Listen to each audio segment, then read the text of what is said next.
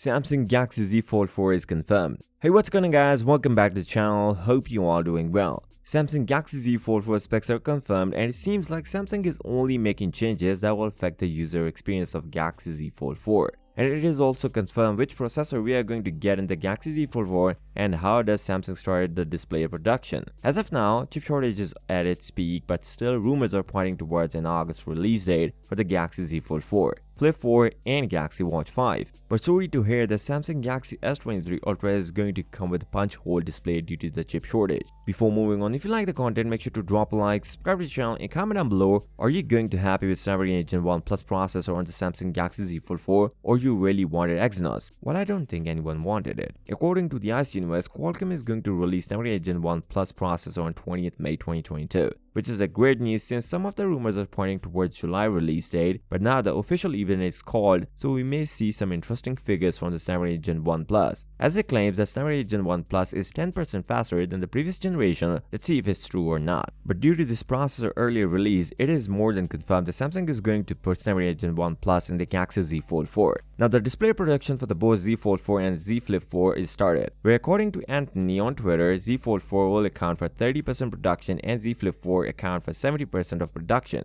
And we all know the Samsung Z Flip 3 was the most selling foldable smartphone of the last year. So Samsung predicted this ahead of its time because Samsung Z Flip 4 is much more affordable than the Z Fold 4. Samsung is also making Z Fold 4 the lightest foldable phone but with some big trades-off. First, putting same battery 4400 mAh, which is honestly not enough if you use the phone unfolded. Second, the big trade-off is its camera, since it is now confirmed that Samsung is putting 50 megapixel main lens instead of 108 megapixel lens on the Galaxy Z Fold 4 because of lack of space. And another big trade-off, or I would say people really wanted a built-in S Pen. Samsung thought of putting in the hinge, but dropped the idea due to the lack of space. The next big improvement I want to see in the Galaxy Z Fold 4 is a UTG, or Super UTG, ultra thin glass. As per claims, it is more durable. But how much? Can we expect some durability like Gorilla Glass? And it is totally no. But still, a better movement over the Galaxy Z Fold 3. So with that being said, if you came this far, drop a like, subscribe to the channel and comment down below. Are you going to happy with Snapdragon Gen 1 Plus processor on Samsung Galaxy Z Fold 4 or you really wanted Exynos? I'll see you next time. Till then, peace out.